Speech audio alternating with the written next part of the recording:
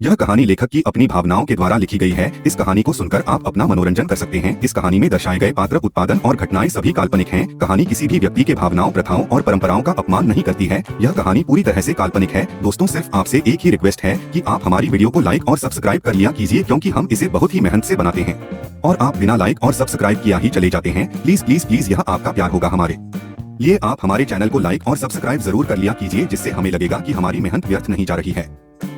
अंश तिशा की बात सुनकर उसे आंख मरते हुए कहता है, मैं सिर्फ तुम्हारे लिए ही शैमलेस हूँ।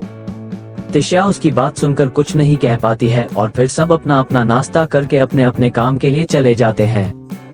तिशा भी कॉलेज ना जाकर ऑफिस चली जाती है और वह जैसे ही अपने केबिन में जाकर बैठती है वैसे ही उसके पास मयंक का कॉल आता है, जैसे देखने के बाद वह तुरंत उठा लेती है।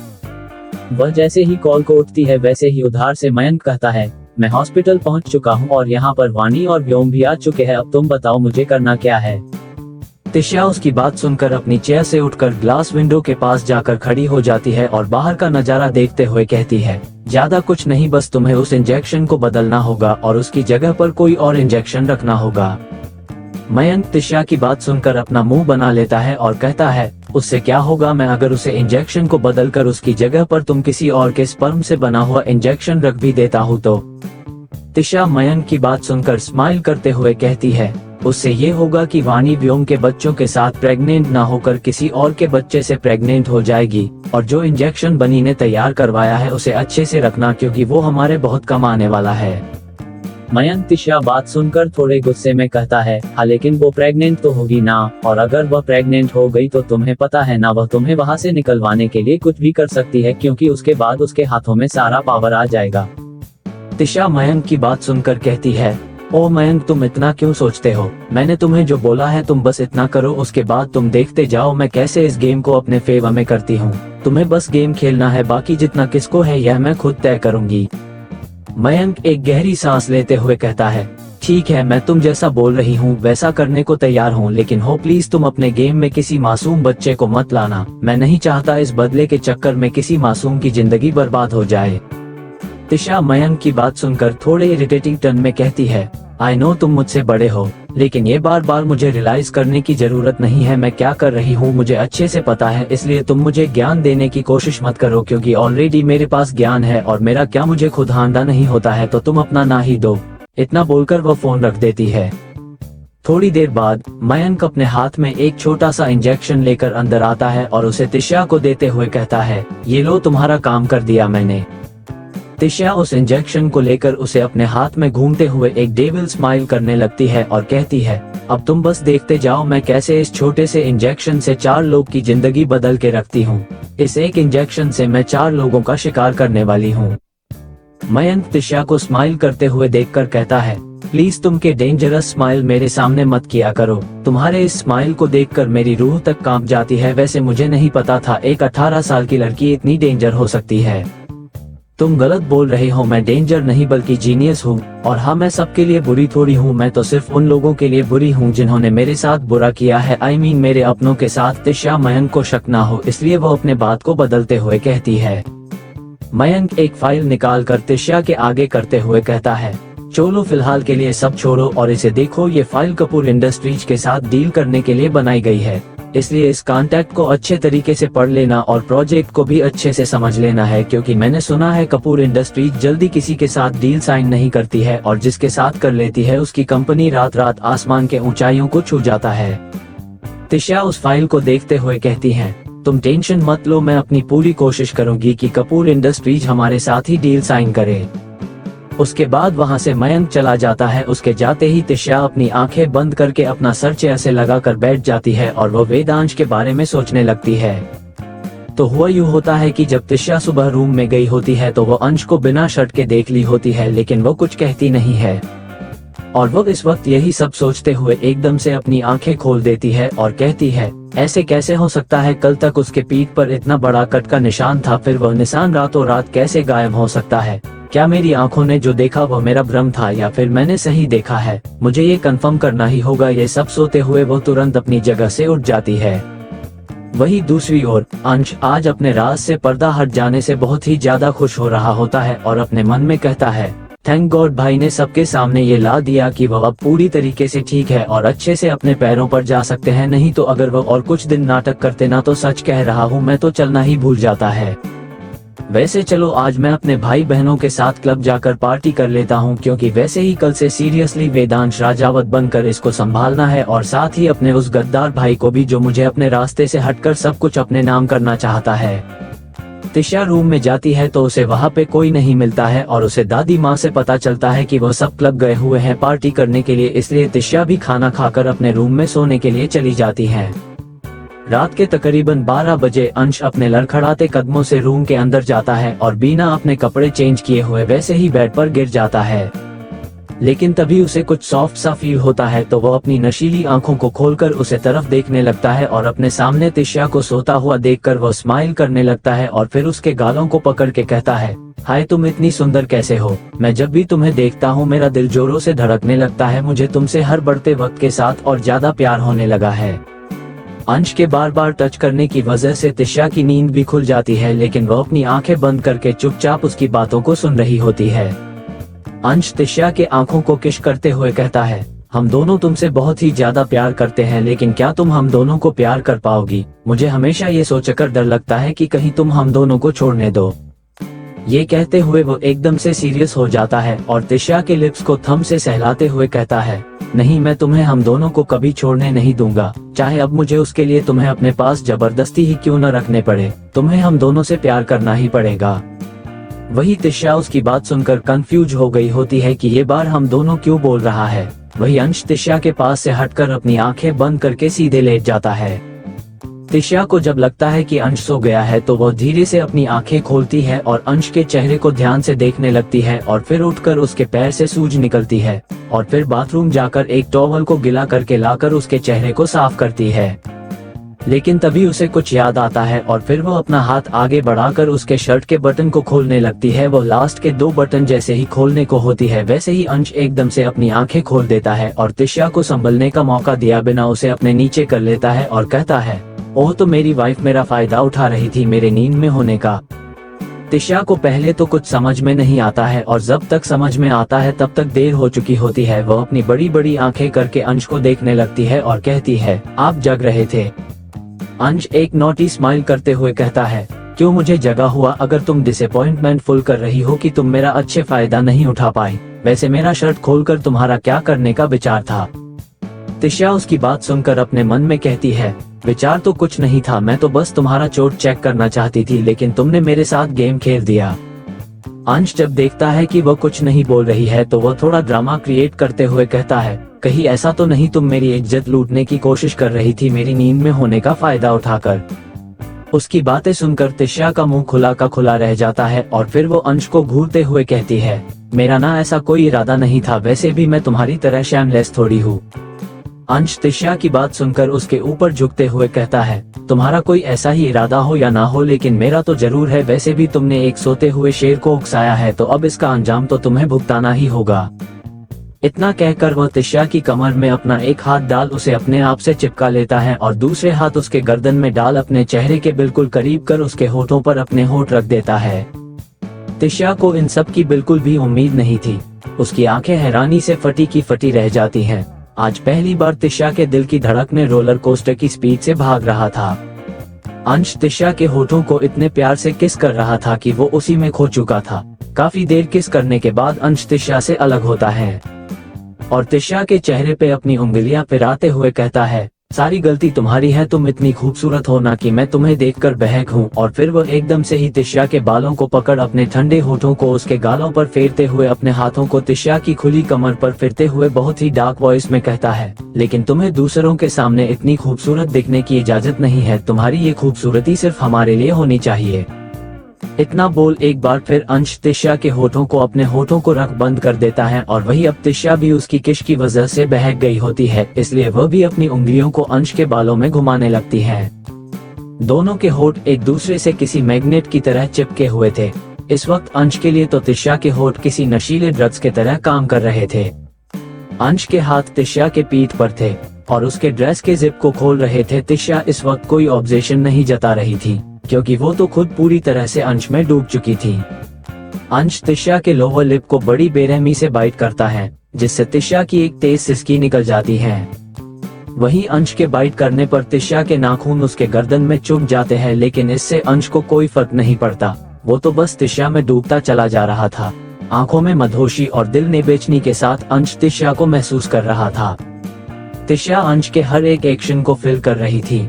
अंश तिशा की ड्रेस के जिप को खोल उसे उसके कंधे से नीचे सरका देता है और अब अंश तिशा के होठों को आजाद कर उसके गले से होते हुए कंधे तक को आने लगता है। अंश भले ही नशे में था, लेकिन तिशा उसके प्यार को फील कर पा रही थी। रूम का माहौल बिल्कुल गर्म हो चुका था।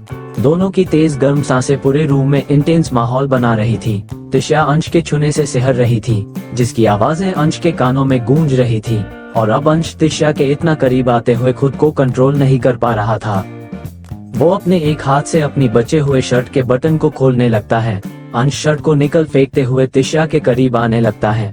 तिशा अंश की आंखों में देख यही सोच रही थी कि काश हम दोनों के बीच कोई राज नहीं होता और हम भी बाकियों की तरह एक हैप्पी फैमिली की तरह रहते। वही अंश तिशा को पूरी तरह से फील कर रहा था। अंश एक नजर तिशा को देख गहरी गहरी सांसें लेते हुए कहता है, I want to eat you, really I badly want to eat you। अंश की बात सुनकर तिशा उसे परेशान करते हुए कहती है, ओह अगर आपको कुछ खाना ही है तो खाना खाए, ना कि मुझे। मैं आपकी कोई फेवरेट डिश नहीं हूँ जिसे आप बुरी तरह खाएंगे। तिशा की बात सुनकर अंश हंसते हुए कहता है, कोई बात नहीं, अब बन जाओगी, और वैसे भी आज मेरा इतने से पेट नहीं भरने वाला, आज तो तुम मुझे पूरी की पूरी चाहिए। इतना बोल वो तिशा के दूसरे साइड के कंधे से भी उसके ड्रेस को नीचे करने लगता है। वही तिशा जब देखती है कि अब आगे क्या होने वाला है तो वह आगे बढ़कर अंश को गाले लगा लेती है और फिर उसके कान के पीछे की एक नाश दबा देती है। और वही एक इंसान तिशा के एक एक हरकत को नोटिस कर रहा होता है। तिशा जैसे ही देखती है कि अंश बेहोश हो गया है तो वो तुरंत उसे अच्छे से लेटा देती है और वह खुद झुककर उसके पीठ को जैसे ही देखने को होती है वैसे ही चारों तरफ अंधेरा ही अंधेरा हो जाता है। और वह अब आगे कुछ कर पाती या सोच पाती उससे पहले ही कोई उसके पीछे आकर खड़ा हो जाता है और इंसान भी तिशा को तुरंत बेहोश कर देता है। और फिर वो उन दोनों को ही अच्छे से उसकी जगह पे सुला देता है और खुद दूसरे साइड लेट जाता है और तिशा के चेहरे से बालों को हटाते हुए कहता है, आज ऐसा भी क्या हो गया था जो तुम हम पे शक कर रही हो। ये कहते हुए वेद तिशा के चिक्स पे बाइट कर लेता है। जी हाँ, ये कोई और नहीं वेद ही होता है जो कब से इन दोनों को सेक्रेट रूम से सीसीटीवी के जरिए देख रहा होता है। सुबह जब तिशा की नींद खुलती और वह स्माइल करते हुए अपने बगल में देखती है लेकिन वहाँ पे कोई नहीं होता है और फिर दूसरे पल ही गायब भी हो जाती है। तिशा अपना सर पकड़ लेती है और कहती है, रात को मैंने इसे बेहोश कर दिया था और फिर लाइट गई थी, लेकिन उसके बाद क्या हुआ था मुझे कुछ याद क्यों नहीं आ रहा है। लेकिन तभी उसकी नजर घड़ी पे जाती है और जैसे ही वो टाइम देखी है तो उठकर बाथरूम की तरफ भाग जाती है। थोड़ी देर बाद वेद जिम से रूम में आता है तो उसे तिशा कहीं दिखाई नहीं देती है तो उसे लगता है शायद से वह नीचे चली गई होंगी, इसलिए वह अपने टी शर्ट को वहीं पर निकल कर काउच पर फेंक देता है और खुद बाथरूम की ओर बढ़ जाता है। वॉशरूम के अंदर तिशा शावर लेकर बाथरोब पहन रही होती है कि तभी उसे अपने पीछे किसी की प्रेजेंस फील होता है। वह जैसे ही पलटकर अपने पीछे देखती है उसके पीछे वेदांश खड़ा था। वेदांश तिशा को ही इंटेंसिटी से देख रहा था। वेदांश के बाल हल्के मैसी हो रहे होते हैं, सिम करके आने की वजह से उसके सीने पे पसीने की कुछ बूंदें दिखाई दे रही होती है जो उसे और भी अट्रैक्टिव और चार्मिंग दिखा रही होती है। तिशा का आई कांटेक्ट जैसे ही वेद की समुद्र सी गहरी नीली आंखों से हुआ वैसे ही उसकी हार्ट बीट हल्की तेज हो जाती है। उसके हाथ जो अभी बाथरोब के नोट को बांध रहे होते हैं वह भी रुक जाते हैं। इस वक्त वेद की आंखें इंटेंस होने के साथ ही डार्कनेस से भरी हुई थी, मगर उसके पोकर फेशियल एक्सप्रेशन की वजह से बता पाना असंभव था कि अभी उसके दिमाग में क्या चल रहा है।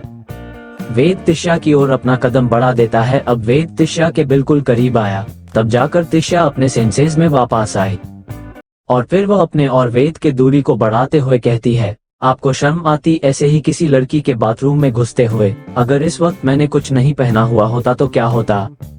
वेद अपने और तिशा की बीच की दूरी कम करते हुए कहता है, पहली बात मैं किसी लड़की के बाथरूम में नहीं आया हूँ, अपनी वाइफ के पास आया हूँ। और दूसरी बात, गलती तुम्हारी है, तुम्हें नहाने से पहले बाथरूम बंद करना था जो तुमने किया नहीं, इसलिए इसमें कोई दोष नहीं है। लास्ट बात, अगर तुमने कपड़े नहीं पहने हुए होते तो और अच्छा होता, मैं तुम्हें अच्छे से देख पाता। वेद की बातें सुनकर तिशा को समझ में नहीं आ रहा होता कि अपनी पति की बेशर्मी का क्या जवाब है, इसलिए वो इधर उधर देखने लगती है। क्योंकि वो जब की सामने देख रही थी तो उसे अपने सामने वेद का निकेट चेस्ट दिखाई दे रहा होता है, जिसे देखकर उसे शर्म आ रहा होता है। और वही अब तक वेद उसके और करीब आ गया होता है। वेद को अचानक अपने बिल्कुल करीब पाकर तिशा हल्का लड़खड़ा जाती है, लेकिन वो पूरी तरह अनबैलेंस हो पाती उससे पहले ही वेद उसके कमर से पकड़कर खुद से चिपका लेता है। अब तिशा की डेलिकेट कमर वेद के एक हाथ में ही समा गई थी। वेद पूरी तरह तिशा के कमर को अपने हाथों में भरा होता है कि तभी उसे एहसास होता है कि कपड़े के ऊपर से भी तिशा की कमर रुई सी सॉफ्ट और स्मूथ है। ये सब सोचते हुए वो तिशा की कमर को टटोलना शुरू कर देता है। वही वे की सेंसुअल छुअन की वजह से तिशा की बॉडी हल्की स्टीफ हो जाती है। वो अपना सर उठाकर वेद की तरफ देखती है और धीरे से कहती है, आप ये क्या कर रहे हो? छोड़िए, हमें मुझे बाहर जाना है। वही तिशा की बात सुनकर वेद के हाथ रुक जाते हैं और फिर वो अपनी पलकें झुकाकर तिशा की तरफ देखता है और फिर वो तिशा को उसकी कमर से पकड़कर वॉश बेसिन के स्लैब पर बैठा देता है। तिशा जब ये देखती है तो वह हैरान हो जाती है और फिर वो जब अपने पैरों को आपस में जोड़ने की कोशिश करती है कि तभी उसे रियलाइज होता है कि वेद उसके पैरों के बीच में खड़ा है। वेद के स्टैंडिंग पोजीशन के बारे में सोचने मात्र से तिशा का गोरा चेहरा लाल पड़ जाता है, यहाँ उसके कान भी लाल हो जाते हैं। तिशा अपनी पलकें झुकाकर कई बार कुछ बोलने की कोशिश करती है, लेकिन वह कुछ भी बोल नहीं पाती है। इस वक्त वेद की करीबी के कारण उसका इनोसेंट सा चेहरा नर्वसनेस से भर गया होता है। वेद जब तिशा का रिएक्शन देखता है तो उसे वो बहुत ही ज्यादा प्यारी लगती है। उसे तिशा का ये शाई रिएक्शन अच्छा लग रहा होता है। वो उसके कानों के पास जाकर फुसफुसाते हुए कहता है, आई वॉन्ट टू किस यू। वेद की बात सुनकर तिशा कुछ क्या बात है, उससे पहले ही उसकी आवाज उसके मुंह में ही दबकर रह जाती है, क्योंकि वेद ने अपनी बात पूरी करते ही तिशा के लिप्स को अपने मुंह में भर लिया होता है। वेद के पैशनेट किस को फील करते हुए तिशा के हाथों की पकड़ वेद के मस्कुलर शोल्डर पर कस जाती है। एक वक्त के बाद तिशा वेद के बालों को अपनी मुट्ठियों में भर लेती है और वह अपनी आंखें बंद कर लेती है। वेद धीरे धीरे तिशा के अपर लिप्स को प्लेफुली सक करते हुए उसे कमर से पकड़कर उसे अपने गोद में उठा लेता है और वही तिशा के दोनों पैर भी वेद के उस एक्शन के 7 डेविल प्लेबॉय और एक क्यूट गर्ल जिसकी उम्र 18 साल जो थी अनाथ कैसे फंसती है? इनके जाल में क्या था उसका कसूर जो सब ने मिलकर किया उसके साथ? इतना बड़ा गुनाह क्यों किया? उसके इज्जत को तार तार उनकी हैवानियत का क्या हुआ असर? किस मोड़ पर ले गई उसकी जिंदगी? फिर ऐसा क्या होता है उनके साथ कि वह माफिया ब्रदर हो जाते हैं? उसके प्यार में पागल क्यों अचानक हो जाती है? वह गायब किसी को नहीं है उसका पता। पूरी स्टोरी को जानने के लिए देखें 7 devil mafia and angel girl. के बाद ऑटोमेटिकली वेद के वेस्ट में रैप हो जाते हैं। वेद का एक हाथ तिशा के कमर पर था और उसका दूसरा हाथ उसके पीठ पर चल रहा था और अब वेद तिशा के ऊपर लिप से हटकर उसके लोअर लिप को प्लेफुली सक करते हुए उसकी पीठ को वाल से लगा देता है। पिछले 10 मिनट से वेद कंटिन्यूसली तिशा को किस किए जा रहा था। उसकी प्लेफुल पैशन ते किश अब ब्रीथिंगलेस किश में बदल चुकी होती है। तिशा जब अंत में पूरी तरह ब्रीथिंगलेस होकर अपनी लिमिट्स पर आ जाती है तब जाकर वेद उसके लिप्स को रेज करता है। तिशा जब अंत में पूरी तरह ब्रीथिंगलेस होकर अपनी लिमिट्स पर आ जाती है तब जाकर वेद उसके लिप्स को रेज करता है। अब आगे वेद के छोड़ते ही तिशा अपना फॉरहेड वेद के हार्ड चेस्ट पर टिकाकर गहरी गहरी सांसें लेने लगती है। वो अब भी उसी इंटेंस पोजीशन में वेद के सीने से लगी होती है। वही वेद बिना इमोशन के तिशा की पीठ पर अपना हाथ फेरते हुए उसे शांत कराने की कोशिश कर रहा होता है। तिशा के पूरी तरह से शांत होती है, वैसे ही वेद उसे वापस से वॉश बेसिन स्लैब पर बैठा देता है। तिशा इस बीच वेद के सीने से लगी हुई होती है। इससे पहले कि तिशा वेद से दूर हो पाती उससे पहले ही वेद उसके फॉरहेड पर किश करते हुए कहता है, यही बैठो। इतना बोलकर वो ब्रश करने लगता है और वही तिशा वेद की बात मानते हुए चुपचाप स्लैब पर बैठ जाती है। वेद ब्रश करके अपने चेहरे को ठंडे पानी से क्लीन करता है और उसके बाद जब वो अपना सर उठाकर तिशा की तरफ देखता है तो पाता है तिशा बिना पलक झपकाते उसे ही देख रही होती है। वेद के स्टनिंग चेहरे पर अभी भी पानी की कुछ बूंदें थी। उसके कुछ बाल भी भीग कर उसके माथे पर बिखर गए होते हैं। उसके परफेक्ट जो लाइन और चीन से लुढ़क कर उसके हार्ड गर्दन पर गिरती पानी की बूंदें उसे बेहद ही मेस्मराइजिंग और हॉट लुक दे रही होती है। वेद एक हाथ से अपने चेहरे पर आए पानी की बूंदों को ऊपर से नीचे तक पोंछते हुए तिशा के अर्फ अपना दूसरा हाथ बढ़ाकर वह इशारे से तिशा को हैंड टॉवल देने के लिए कहता है। लेकिन तिशा उसके चार्मिंग चेहरे में इतनी ज्यादा खो चुकी होती है कि वह वेद के इशारे पर कोई रिएक्ट नहीं करती है। तिशा को खुद में इतना खोया हुआ देखकर वेद की आईब्राउज आपस में जुड़ जाती है और वह अपने कदम उसकी तरफ बढ़ा देता है। तिशा की नजरें कंटिन्यूसली खुद पर पाकर वेद उसकी तरफ झुककर वह उसके कानों के पास जाकर धीमे आवाज में कहता है, वाइफी क्या एक किस से तुम्हारा मन नहीं भरा? क्या तुम्हें और भी कुछ चाहिए मुझसे? अगर कुछ चाहिए तो मुझे बता सकती हो, मैं सब कुछ करने को तैयार हूँ। वैसे भी फर्स्ट टाइम के लिए बाथरूम कुछ ज्यादा बुरा भी नहीं है। वेद की बात सुनकर तिशा अपने सेंसेस में वापस आती है और वह एम्बारासमेंट कारण कुछ बोल ही नहीं पा रही होती है। वही वेद तिशा के सुंदर चेहरे को कुछ पल देखने के बाद एकदम से उसका हाथ अपने ट्राउजर पर रखते हुए डीप एंड सेडेक्टिव वॉइस में कहता है, अगर तुम चाहती हो तो मुझे कोई दिक्कत नहीं है, बस तुम्हें मेरे ट्राउजर को खोलना पड़ेगा, उसके बाद तुम जो चाहोगी मैं वो सब करूंगा। वेद की बेसमी भारी बात सुनकर तिशा की आंखें बड़ी हो जाती है और जब उसे एहसास होता है कि उसका हाथ कहाँ है तब उसका सुंदर चेहरा भी लाल होकर लावा की तरह गर्म होने लगता है और वह जल्दी से अपना हाथ पीछे खींचने की कोशिश करती है, लेकिन वेद ने उसके हाथों को इतनी के मजबूत पकड़ से पकड़ा होता है कि वह उसे छुड़ा नहीं पाती है। वेद तो पहले तिशा को परेशान करने के लिए ये सब किया होता है, लेकिन तिशा के कोमल हाथों का स्पर्श पाते ही उसका शरीर अकड़ जाता है। वेद अपने फ्लोटिंग इमोशंस को काबू करने के लिए तुरंत अपनी आंखें बंद कर लेता है, लेकिन उसके कठोर शरीर में आ रहे बदलाव थमे नहीं रहे होते हैं। उल्टा तिशा की अनचाही फिंगर मूवमेंट के कारण से वेद के बॉडी हिट बढ़ जाती है।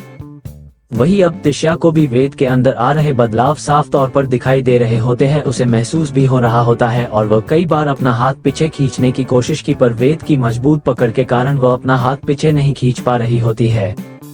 तिशा जब वेद के डिजायरेबल फेशियल एक्सप्रेशन देखती है, वो धीरे से अपना हाथ छुड़ाते हुए कहती है, वेदांश प्लीज मेरा हाथ छोड़ दो। तिशा की बात सुनकर वेद अपनी आंखें खोल देता है। इस वक्त उसकी आंखों भी लाल पड़ चुकी होती है। वो तिशा को बिना रिएक्ट करने का मौका दिए उसे वापस से शावर के नीचे ला करके खड़ा कर देता है, क्योंकि इस वक्त तक वेद का सेल्फ कंट्रोल अपनी लिमिट्स तक पहुंच चुका था। तिशा जब वेद की हंटिंग आइज देखती है तो वो खुद में सिमट जाती है और अब उसे कुछ भी बोलने की हिम्मत नहीं होती है। वही वेद एक लंबी सांस लेकर तिशा के हाथ अपने पैंट पर रब करते हुए डार्क इंटेंस वॉइस में कहता है, wifey I need you, just give me your 20 minutes. लगभग 45 मिनट बाद बाथरूम का गेट खुलता है और वहां से तिशा बाहर निकलती है। उसे शरीर पे इस वक्त वेद का बाथरोब बंधा हुआ होता है जो बार बार उसके कंधे से गिर रहे होते हैं, और वही उसे पीछे वेद निकलता है और कमर पर इस वक्त सिर्फ एक व्हाइट कलर का टॉवल बंधा हुआ होता है, जहां इस वक्त वेद के चेहरे पर एक प्यारी सी स्माइल होती है। वही तिशा का चेहरा लाल पड़ा हुआ होता है। ये गुस्से का कारण था या शर्म के, ये तो वही जाने। तिशा जैसे ही क्लोज इट रूम की तरफ बढ़ रही होती है, वैसे ही वेद पीछे से उसके हाथों को पकड़ लेता है। तिशा जैसे ही महसूस करती है कि वेद ने उसके हाथों को पकड़ा हुआ है तो वह गुस्से से अपनी आंखें बंद कर लेते हैं और फिर खुद पर कंट्रोल करते हुए कहती है, अब क्या है, क्या अब भी कुछ बाकी रह गया है? वेद उसकी आवाज में उसके छुपे हुए गुस्से को साफ महसूस कर पा रहा होता है, जिससे उसके चेहरे पर हल्की इस महीना जाती है और फिर वह उसके हाथों को दबाते हुए कहता है, अब कुछ नहीं है, मैं तो बस तुम्हारे हाथों का मसाज करना चाह रहा था क्योंकि ये दुख रहे होंगे ना, अभी तुमने अपने इन नाजुक हाथों से इतनी मेहनत जो के है। वेद की बात सुनकर अब तिशा का गुस्सा फट पड़ता है और वह उसके हाथों से अपने हाथों को खींचते हुए कहती है, खबरदार अगर तुमने मुझे टच भी किया था मैं तुम्हारा सर फोड़ दूंगी। तिशा शीशे के सामने खड़ी होकर गुस्से में अपना बाल बना रही होती है और ड्रेसिंग टेबल पर रखे हुए सामान को इधर उधर कर रही होती है। वही वेद बेड पे बैठकर उसकी सारी हरकतों को देख रहा होता है, साथ में ही उसे घूर भी रहा होता है। तिशा तैयार होकर अपना फाइल उठती है और अपने लैपटॉप कोई भी उठाकर एक बैग में डालकर वेद की तरफ देखती है और कहती है, अब मैं जा रही हूँ, रात को मिलते हैं। इतना बोलकर वह जैसे ही निकलने को होती है वैसे ही वेद उसके हाथों को पकड़ लेता है और उसे ऊपर से नीचे तक देखते हुए कहता है, तुम ऐसे नहीं जा सकती हो। तिशा उसकी बात सुनकर कंफ्यूज हो जाती है और उसे घूरते हुए कहती है, मैं क्यों नहीं जा सकती, अब बताने का कष्ट करेंगे। वो अभी भी गुस्से में ही होती है। वेद तिशा के गुस्से को इग्नोर करते हुए उसकी कमर को पकड़कर उसे अपने करीब करता है और कहता है, मेरा मतलब ये था तुम इन कपड़ों में बाहर नहीं जा सकती हो।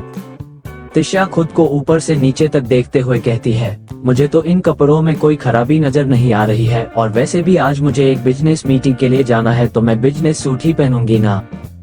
वेद तिशा को घूरते हुए कहता है, इस बिजनेस सूट में तुम्हारा पूरा पैर नजर आ रहा है, ले तुम इसे चेंज करके कोई ऐसा सूट पहनो जिसमें तुम्हारा पैर ढका रहे। तिशा वेद से खुद को दूर करती है और उसकी तरफ थोड़ी इरिटेटिंग लुक के साथ देखते हुए कहती है, फिलहाल मेरे पास यही वाला सूट है, तुम्हें किसी पहन कर जाऊंगी, और हाँ मुझे देर हो रही है तो प्लीज अब जाने दो, क्योंकि आज मेरी बहुत ही ज्यादा इम्पोर्टेंट मीटिंग है। यह मेरे बिजनेस को आगे बढ़ाने में मदद करेगा। और हाँ तुम ज्यादा टेंशन मत लो, मैं वहाँ पर सिर्फ मीटिंग के लिए जा रही हूँ, किसी के साथ डेट पर नहीं, तो तुम ज्यादा सोचना बंद कर दो कि मैं किसी और को पंसद कर लूंगी। तिशा की बात खत्म होती उससे पहले ही वेद उसका गला पकड़ के उसे दीवार से लगा देता है और तिशा को गुस्से से घूरते हुए कहता है, तुम्हें मेरे अलावा किसी और की तरफ देखने की इजाजत नहीं है, और अगर गलती से भी तुम्हारी नजरों में कोई आ गया ना तो उसको मैं दूसरे दिन का सूरज नहीं देखने दूंगा। इसलिए अगर तुम अपने अंकल पल के लोगों की हिफाजत चाहती हो तो जितना हो सके उनसे दूरी बनाकर रखना तुम, नहीं तो तुम्हारा एक नजर उन्हें देखना भी उन्हें मौत के घाट उतार सकता है। और हाँ ये मैं सिर्फ बोल नहीं रहा हूँ, करने की भी हिम्मत रखता हूँ। ये कहते हुए वह अपने नोच से तिशा के गालों को सहला रहा होता है, और वही तिशा जो कभी किसी से नहीं डरती थी आज उसे सामने खड़े इंसान से डर लग रहा होता है।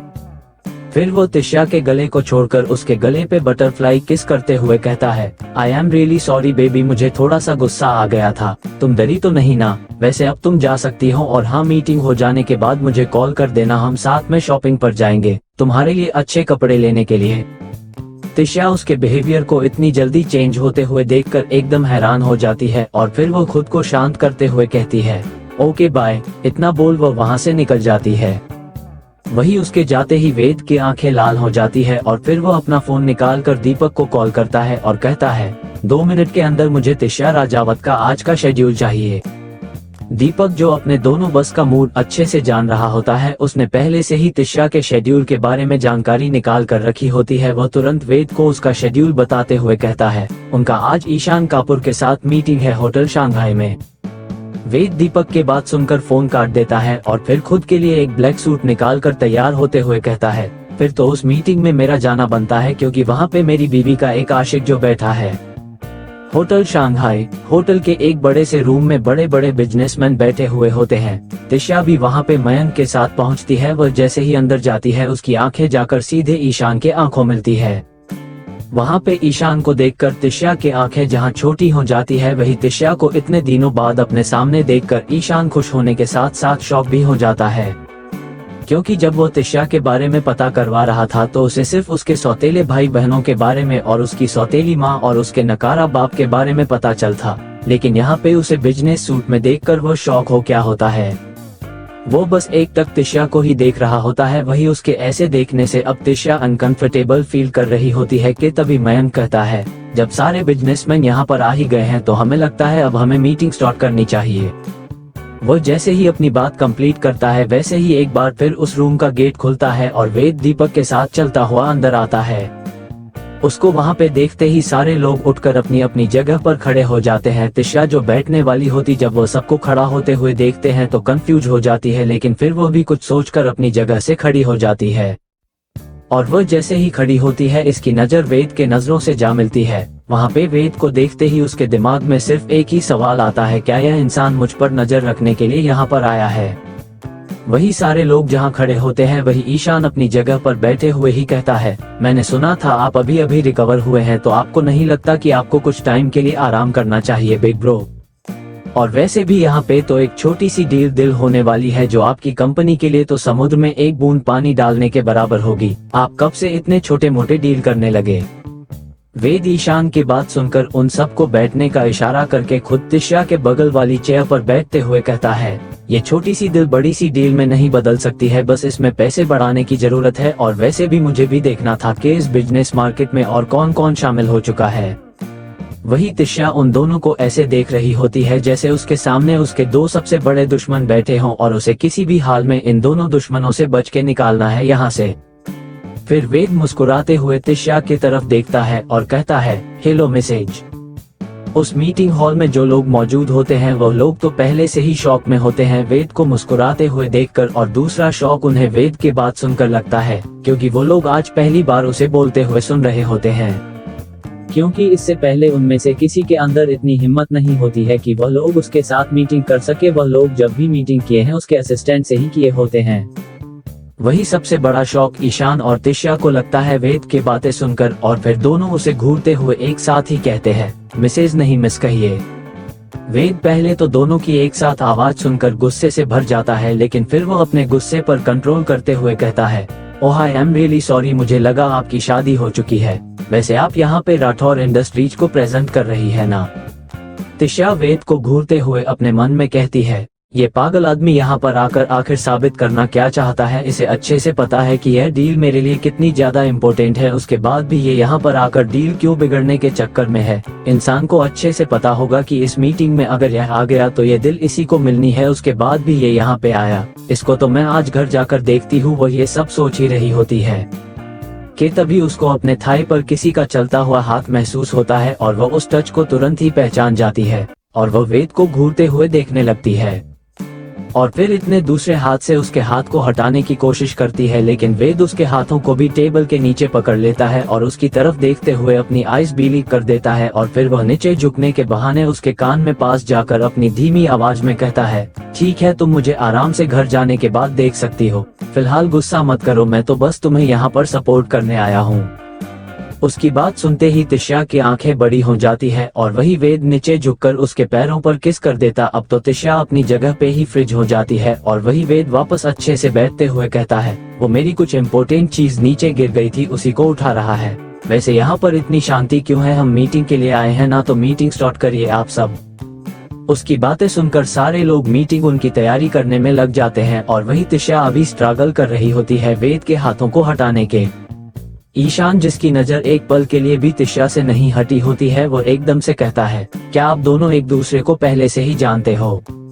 ईशान का सवाल सुनकर तिशा एकदम से घबरा जाती है और वह हकलाते हुए कहती है, मैं इतने बड़े शख्सियत को कैसे जान सकती हूँ, बस मैंने इनका नाम सुना था और आज देख भी लिया। ईशान तिशा को इतना घबराया हुआ देखकर कहता है, ये तो अच्छी बात है कि आप दोनों आज पहली बार एक दूसरे से मिल रहे हो, लेकिन तुम्हें देखकर ऐसा क्यों लगाया जैसे तुम बहुत ज्यादा घबराई हुई हो, क्या कोई प्रॉब्लम है? तिशा उनकी बात सुनकर कुछ देर के लिए चुप हो जाती है और फिर कहती है, अरे ऐसी कोई बात नहीं है, मैं बस अपने प्रोजेक्ट को लेकर परेशान हूँ, पता नहीं वो किसी को पसंद आए या नहीं। वेद, जो कब से उन दोनों की बातें सुनते हुए अपना गुस्सा दबे हुए बैठा होता है, जब वह अपने गुस्से पर और कंट्रोल नहीं कर पाता है तो थोड़ी ऊंची आवाज में कहता है, हमने यहाँ पर मीटिंग करने के लिए है, ना कि पर्सनल बातें करने के लिए, और किसी को पर्सनल बातें करना है तो यहाँ से चुपचाप से जा सकता है। वेद की बातें सुनकर जहाँ ईशान को गुस्सा आ जाता है तो वही तिशा उसे घूरने लगती है और अपने मन में कहती है, बिन बुलाए मेहमान भी इतने हक से बोल सकते हैं, मुझे तो पता ही नहीं था। फिर मीटिंग चालू हो जाती है और लगभग 2 घंटे बाद वो मीटिंग खत्म होती है। ईशान वेदा के प्रोजेक्ट पर 3 मिलियन लगता है और वही वेद, जो ईशान को वेदा के करीब जाने से रोकने के लिए ही आया था, वह 5 करोड़ लगाकर इन दोनों का पार्टनर बन जाता है। वही बाकी के बिजनेसमैन भी अब वेदा के साथ पार्टनरशिप करना चाह रहे होते हैं, क्योंकि उसके साथ 2 बड़ी कंपनी आज जुड़ चुकी होती है। लेकिन जब उन बिजनेसमैन की नजरें ईशान और वेदांश पे पड़ती है तो वह सब चुप रहना ही बेहतर समझते हैं, क्योंकि वह दोनों ही एक दूसरे को ऐसे देख रहे होते हैं जैसे अभी आंखों से ही एक दूसरे की जान ले लेंगे। वही तिशा का हम दोनों की हरकतें देखकर हम रोने का मन कर रहा होता है, क्योंकि वो प्रोजेक्ट 2 मिलियन से भी काम का होता है और यहाँ पर ये दोनों मिलकर 8 करोड़ लगा दिए होते हैं। कल का दिन बहुत एक्साइटिंग होने वाला है, क्योंकि कल दोनों भाइयों का सीक्रेट खुलने वाला है और इन दोनों दुश्मनों के नौटंकी भी देखने को मिलने वाली है। धीरे धीरे एक एक करके वहां से सारे बिजनेस में चले जाते हैं। अब उसे रूम में सिर्फ ईशान, वेद और तिशा बचे हुए होते हैं, यहाँ तक कि उन तीनों के असिस्टेंट भी वहां से निकाल लिए होते हैं। ईशान जब देखता है तिशा भी वहां से जाने वाली है तो वह आगे बढ़कर उसके हाथों को पकड़ लेता है और कहता है, अरे यार, तुम इतनी जल्दी यहाँ से कैसे जा सकती हो? हमने अभी डील साइन की है, तो तुम्हें नहीं लगता अब हमें साथ में डिनर करते हुए उस प्रोजेक्ट के बारे में डिस्कस भी कर लेना चाहिए? लेकिन तभी ईशान को अपने ऊपर किसी के घूरती हुई नजर महसूस होती है और जब वह सर उठाकर देखता है तो उसकी मुझे वेद के नजरों से जहाँ मिलती है जो उसे ही देखना होता है। वेद को अभी भी वहाँ पे खड़ा देखकर ईशान एक जबरदस्ती के स्माइल करते हुए कहता है, अरे भाई, मैं आपको ये बताना तो भूल ही गया कि मैं और तिशा दोस्त है। ये कहते हुए वो वेद को तिशा से मिलवाते हुए कहता है, तिशा ये मेरे भाई है। तिशा ईशान की बात सुनकर उन दोनों को घूरने लगती है और फिर कहती है, ओके एंड मैं तुम्हारी दोस्त नहीं हूँ, तुम मुझे अपनी दोस्त बोलना बंद कर दो। इतना बोलकर वो अपना हाथ उसके हाथ से छुड़वा कर जाने लगती है, लेकिन तभी ईशान दोबारा उसके हाथों को पकड़ लेता है और बच्चे की तरह मुंह बनाते हुए कहता है, अरे क्या तुम ऐसे कैसे कह सकती हो, हम दोनों तो दोस्त हैं ना, हम साथ घूमने भी गए थे, याद है ना तुम्हें। ईशान का मुंह बन जाता है तिशा की बात सुनकर। फिर वह दिमाग चलता है और कहना है, ठीक है अभी हम दोस्त नहीं है लेकिन बन जाएंगे, लेकिन अभी हम दोनों बिजनेस पार्टनर तो है, इसलिए चलो हम डिनर पर चलते हैं, मुझे कुछ बात करनी है। और हाँ, मना करने के बारे में तो सोचना मत, क्योंकि हमें कुछ बिजनेस से रिलेटेड बात करनी है। तिशा जब देखती है उसके पास यहाँ से बचकर जाने का कोई रास्ता नहीं है तो वह अपना सर हाँ में हिला देती है। तभी वेद उन दोनों के बीच आते हुए कहता है, लगता है आप दोनों ये भूल गए हों कि इस डील का एक और पार्टनर यहीं पर मौजूद है, और तुम्हें नहीं लगता उसे भी तुम्हें अपने साथ लेकर जाना चाहिए, क्योंकि इस डील के बारे में मुझे भी जानने का पूरा हक है। तिशा उसकी बात सुनकर मुस्कुराते हुए कहती है, हाँ जरूर, आप भी हमारे साथ चल सकते हैं। ईशान जब देखता है वेद उन दोनों के बिना डेट के बीच में आ रहा है तो वह वेद के करीब जाकर उसके कान में कहता है, भाई वहाँ पे कोई प्रोजेक्ट को लेकर बात नहीं होने वाला है, मैं उसे सिर्फ बहाना बनाकर ले जा रहा हूँ, क्योंकि मेरा उस पे क्रश है और मैं उसके साथ कुछ टाइम स्पेंड करना चाहता हूँ ताकि उसको और अच्छे से जान सकूँ, तभी तो मैं उसे अप्रोच कर पाऊंगा। प्लीज आप मेरे प्यार का दुश्मन मत बनिए। वेद जैसे ही ईशान की बात सुनता है उसकी भावों आपस में सिकुड़ जाती है और वह ईशान को घूरते हुए अपने मन में कहता है, मेरे ही बीवी को मेरे सपने ही डेट ले जाने की बात कर रहा है और इसकी हिम्मत तो देखो, परमिशन भी मुझसे ही मांग रहा है। लेकिन फिर वो अजीब तरह से मुस्कुराते हुए ईशान के कान के पास जाकर कहता है, मतलब 2 दिन के प्यार के लिए अपने भाई को भूल गया, लगता है बुआ को बताना ही पड़ेगा कि उनका बेटा कितना बड़ा हो गया है। ईशान जैसे ही अपनी मॉम का जिक्र सुनता है वो एकदम से घबरा जाता है और वो अपने मन में कहता है, अगर मॉम को गलती से भी पता लग गया कि मैं किसी लड़की के पीछे हूँ तो वह तो अभी से कंगन लेकर तिशा के पीछे पड़ जाएगी अपनी बहू बनाने के लिए, और मैं ऐसा कभी नहीं होने दे सकता, नहीं तो जो 20% भी मेरे चांस है वो भी खत्म हो जाएंगे। इससे बेहतर है मैं भाई को भी अपने साथ लेकर चल जाता हूँ, वैसे भी अब तो हम रोज मिलने वाले हैं, मैं फिर कभी प्लान बना लूंगा। ये सब सोचते हुए वह मुस्कुरा। 7 डेविल प्लेबॉय और एक क्यूट गर्ल जिसकी उम्र 18 साल जो थी अनाथ कैसे फंसती है, इनके जाल में क्या था उसका कसूर जो सब ने मिलकर किया उसके साथ, इतना बड़ा गुनाह क्यों किया, उसके इज्जत को तार तार, उनकी हैवानियत का क्या हुआ असर, किस मोड़ पर ले गई उसकी जिंदगी, फिर ऐसा क्या होता है उनके साथ कि वह माफिया ब्रदर हो जाते हैं, उसके प्यार में पागल क्यों अचानक हो जाती है, वह गायब किसी को नहीं है उसका पता। पूरी स्टोरी को जानने के लिए देखें 7 devil mafia and angel girl. पुराने लगता है और कहता है, अरे मैं तो मजाक कर रहा था, चलिए हम साथ में चलते हैं। वेद ईशान के मुस्कुराहट देखकर समझ जाता है कि उसके दिमाग में अभी चल क्या रहा है। फिर वो अपने मन में कहता है, तुम चाहे जितनी भी प्लान बना लो लेकिन मैं तुम्हारे हर प्लान को बिगड़ने के लिए पहले ही से तैयार रहूंगा। फिर क्या वो डेट 2 लोगों से 3 लोगों की हो जाती है। फिर वो लोग उस होटल से निकलकर एक बड़े से जापानीज रेस्टोरेंट में चले जाते हैं। वहां पर वेद ने पहले से ही दीपक को कॉल करके बुकिंग करने के लिए बोल दिया होता है। वो तीनों जैसे ही उस प्राइवेट रूम के अंदर जाते हैं उसे रेस्टोरेंट का मैनेजर खुद उन लोगों को ग्रिट करने के लिए आता है और फिर ईशान मेनू कार्ड उठाकर तिशा के करीब चला जाता है और उसे क्या खाना है या यहाँ की कौन सी फेमस डिश है उसके बारे में बताने लगता है। लेकिन तिशा के तो डर से बोलने की हिम्मत भी नहीं हो रही होती है, क्योंकि वेद से लगातार घूरे जा रहा होता है। वो तिशा को ऐसे देख रहा होता है जैसे कह रहा हो, तुम तो बोल रही थी मीटिंग के लिए जा रही हो, डेटिंग करने के लिए थोड़ी, फिर तुम यहाँ पर कर क्या रही हो। तिशा के अंदर तो अब इतनी भी हिम्मत नहीं बची होती है कि उसकी तरफ देख भी सके। वह किसी तरह वहाँ पे खुद को शांत रखने की कोशिश कर रही होती है। ऑर्डर करने के कुछ देर बाद ही वेटर उनका ऑर्डर किया हुआ खाना लेकर आ जाते हैं। तिशा किसी तरह थोड़ा सा खाती है और फिर किसी जरूरी काम का बहाना बनाकर उन दोनों भाइयों को वहाँ पे अकेला छोड़कर भाग जाती है। वह जैसे ही बाहर आती है वह दीपक और मयंक से टकरा जाती है। उसको इतना घबराया हुआ देखकर मयंक उसके पास जाता है और उनके कंधे पे हाथ रहते हुए कहता है, क्या हुआ, तुम घबराई हुई क्यों लग रही हो। मयंक की बात सुनकर तिशा उसे गुस्से से घूरने लगती है और लगभग उसे पर चिल्लाते हुए कहती है, मैंने तुम्हें अपने साथ रखा क्यों है, ताकि तुम मुझे मुश्किल प्रॉब्लम से बाहर निकाल सको, लेकिन तुम यहाँ पर तो बाहर का नजारा मार रहे हो और मुझे छोड़ दिया अकेले उन दोनों बददिमाग बच्चों के बीच। मयंक तिशा की बात सुनकर कंफ्यूज हो जाता है और कहता है, क्या बच्चे, लेकिन यहाँ पे कौन बच्चा लेकर आया। तिशा मयंक की बात सुनकर उसे गुस्से से देखने लगती है और फिर कहती है, वो दोनों किसी बच्चे से काम है क्या, एक तो मुझे इतने प्यार से दिख रहा है जैसे मुझे डायबिटीज की बीमारी देकर मानेगा, और दूसरा मुझे ऐसे घूर रहा है जैसे अपनी आंखों से ही अपने अंदर छेड़ कर देगा। फिर तिशा को मयंक राजावत पैलेस छोड़ता है और वह अपने घर के चला जाता है। तिशा जब घर आती है तो घर के सारे लोग डिनर करने के लिए जा रहे होते हैं। दादी माँ तिशा को भी ज्वाइन करने के लिए कहती है, लेकिन तिशा उन्हें फ्लाइटली मना करते हुए कहती है, सॉरी दादी, आज मैंने डिनर क्लाइंट के साथ ही कर लिया था। दादी माँ उसकी बात सुनकर मुस्कुराते हुए कहती है, इसमें सॉरी बोलने की कोई जरूरत नहीं है, तुम जाओ फ्रेश होकर आराम करो। तिशा उन्हें गुड नाइट विश करके अपने रूम की तरफ चली जाती है। वह जैसे ही रूम का गेम खोलती है, उसके सामने वेदांश खड़ा होता है। वेदांश को वहाँ पे देखकर तिशा बहुत ही ज्यादा हैरान हो जाती है। कभी वो वेदांश की तरफ देखती है तो कभी अपने हाथ में पड़े फोन की तरफ, क्योंकि वो रूम में आने से पहले ही वेदांश को कॉल कर चुकी होती है, ये पूछने के लिए कि वो घर पे कब तक आ रहा है। और उधार से वेदांश ने कॉल पिक भी कर लिया होता है, लेकिन वो अपने सामने एक और वेदांश को खड़ा पाती है, जिसे देखकर उसके हाथ पे पकड़ा फोन छूट जाता है। वो फोन गिरता उससे पहले ही सामने खड़ा इंसान उसे फोन को गिरने से बचा लेता है, और वह जैसे ही उस फोन से आए आवाज को सुनता है, उसके चेहरे का रंग उड़ जाता है। वही अभी भी तिशा अपनी जगह पे ही जाम के खड़ी होती है, और फिर वो अपने होश में आते हुए टेबल का बड़ा चाकू उठा लेती है और चाकू को अपने सामने खड़े इंसान की तरफ पॉइंट करते हुए कहती है, तुम हो कौन, और तुमने मेरे पति का गेट अप क्यों लिया हुआ है? मुझे इतना तो पता है तुम मेरे पति नहीं हो, क्योंकि वो अभी बाहर है, इसलिए अब तुम बताओ तुम हो कौन? वही फोन पे मौजूद वेद जब तिशा की बात सुनता है तो उसे समझ में आ जाता है क्या हुआ है, और वह ड्राइव कर रहे हैं दीपक को कार को फास्ट चलाने के लिए कहता है।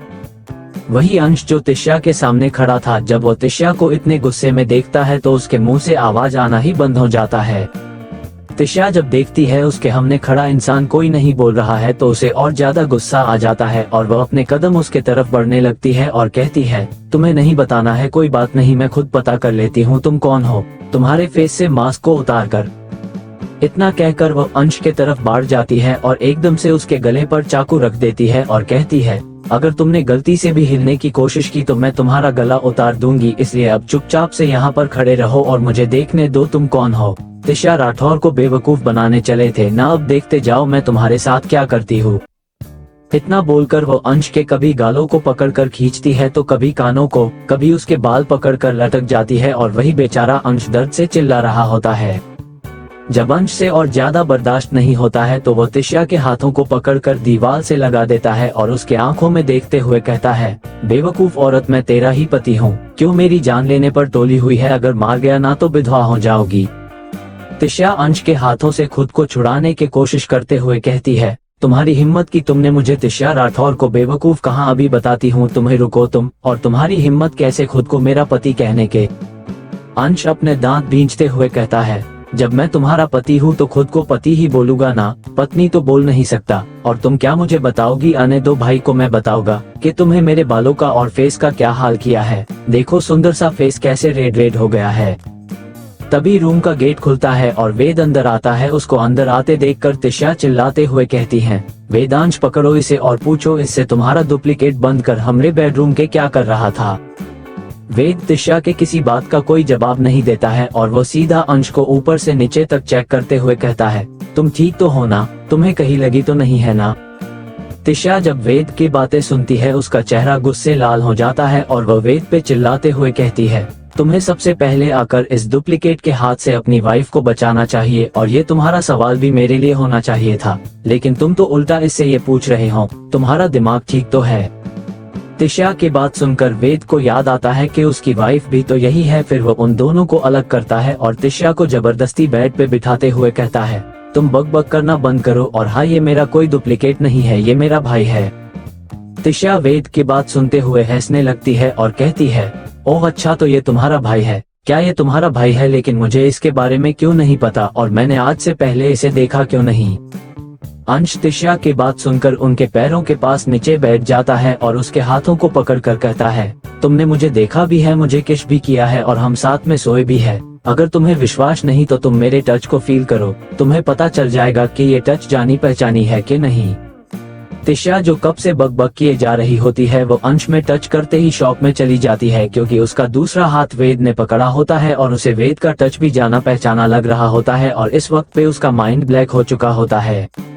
जब अंश और वेद देखते हैं कि तिशा कुछ नहीं बोल रही है तो वो पहले तो एक दूसरे की तरफ देखते हैं और फिर वेद तिशा दूसरे साइड बैठते हुए उसके हाथों को पकड़ लेता है और कहता है, तिशा मेरी बात ध्यान से सुनो, हम दोनों एक नहीं दो है, ये अंश है और मैं वेद, हम दोनों मिलकर वेदांश बनते हैं। और फिर कैसे उसकी मॉम डैड ने उसे दुनिया से छुपा के रखा था, ये सारी बातें वो तिशा को बता देता है।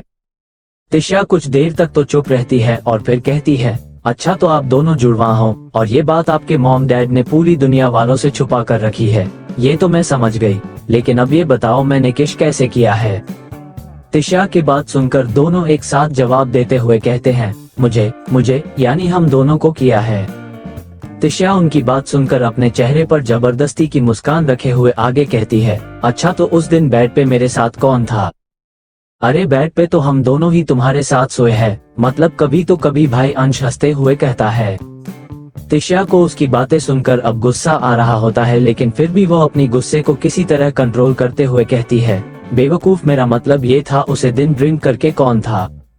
अरे वो तो मैं ही था, वो क्या है ना, भाई को ड्रिंक करना बिल्कुल भी पसंद नहीं है और मेरा तो वाइन फेवरेट है, अंश ने तिशा से कहा। तिशा उन दोनों को घूरते हुए कहती है, ओह ऐसी बात है, अब चलो ये बताओ उस दिन बाथरूम में मेरे साथ कौन था? इस बार वेद तिशा के बाद क्या जवाब देते हुए कहता है, वो तो मैं था।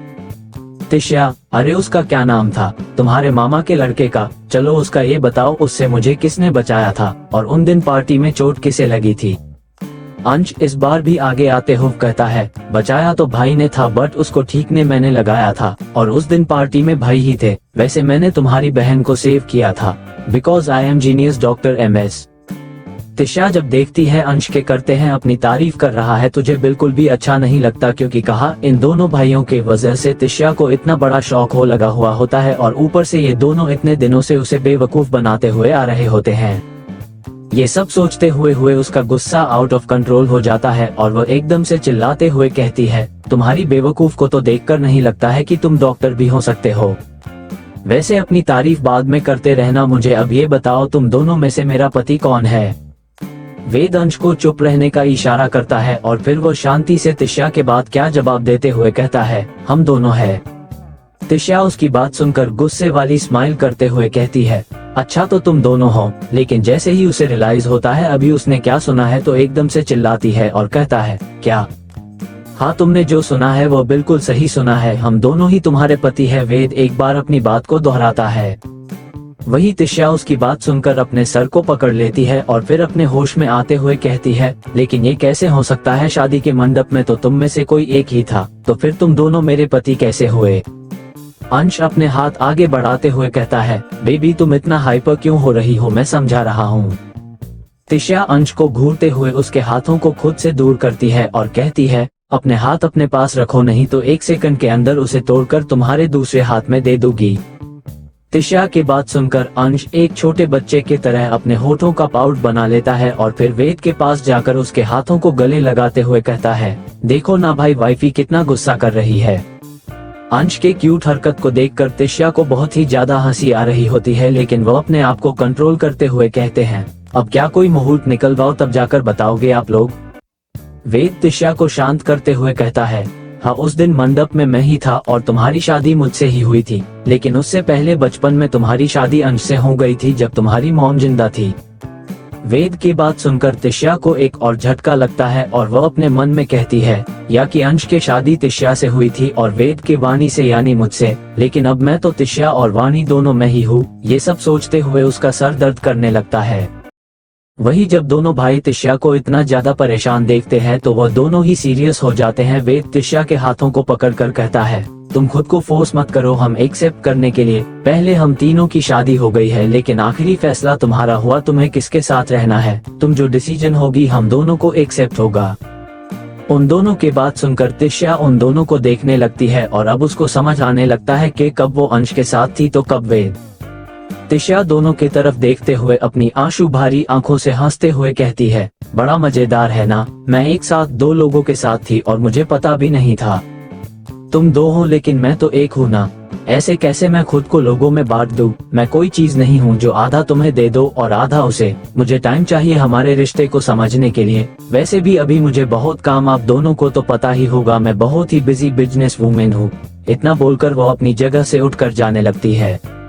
अंश तिशा के पीछे जाने वाला होता है लेकिन वेद उसको रोक लेता है और कहता है, उसे कुछ देर अकेले रहने दो। तिशा बाथरूम में जाकर नीचे बैठकर अपने मुंह को अपने हाथों से दबाकर फुट फुट के रोने लगती है। कुछ देर रो लेने के वह वॉश बेसिन में अपने चेहरे को वॉश करती है और फिर खुद को शीशे में देखते हुए कहती है, मेरी लाइफ इतनी अजीब क्यों है? पता नहीं मैं कैसी किस्मत लेकर पैदा हुई हूँ। मेरे साथ कुछ भी नॉर्मल नहीं होता है। मैंने अपनी मौत को भी देखा है और करीबत होते हुए भी। लगता है भगवान ने मुझे कुछ ज्यादा ही स्पेशल बना है, जो हर चीज मेरे साथ स्पेशल होती है। फिर खुद का सर झटकते हुए कहती है, छोड़ो, मैं ये सब क्या सोच रही हूँ। मुझे इन फालतू की चीजों के बारे में सोचने पर अपना टाइम वेस्ट नहीं करना है। मुझे अपने भाई को ढूंढना है और उन सबको उसकी सही जगह दिखानी है जिन्होंने मेरे साथ बुरा किया है।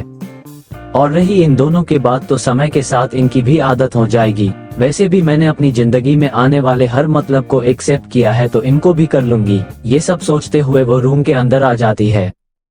तिशा जैसे ही बाहर आती है तो देखती है अंश और वेद दोनों बाथरूम के गेट के सामने ही खड़े हैं। उनको वहां पे खड़ा देखकर तिशा शॉक हो जाती है और फिर उन दोनों के किनारे से निकलते हुए कहती है, ऐसे खड़े रहने से कुछ नहीं बदलने वाला है, उल्टा पैर में दर्द होने लगेगा। इससे बेहतर है आप दोनों आकर बेड पे सो जाओ। वो इतना बोलकर खुद ड्रेसिंग टेबल के सामने जाकर बैठ जाती है और अपने चेहरे पर नाइट क्रीम अप्लाई करने लगती है। वही जब अंश देखता है तिशा ने उन दोनों से बात की है, तो वह उसके पास जाकर खड़ा हो जाता है और अपने क्यूट एक्सप्रेशन लाते हुए कहता है, तो क्या अब हम दोनों से गुस्सा नहीं हो, हम दोनों की सच्चाई पता चलने के बाद? तिशा बिना अंश की तरफ देखे कहती है, इसके बारे में आज नहीं तो कल मुझे पता चलता ही तो इस बात में गुस्सा होने वाली क्या बात है। लेकिन हाँ, मैं एक चीज से गुस्सा कि आप दोनों ने इतने दिनों तक मुझे बेवकूफ बना और मेरा फायदा उठाते रहे।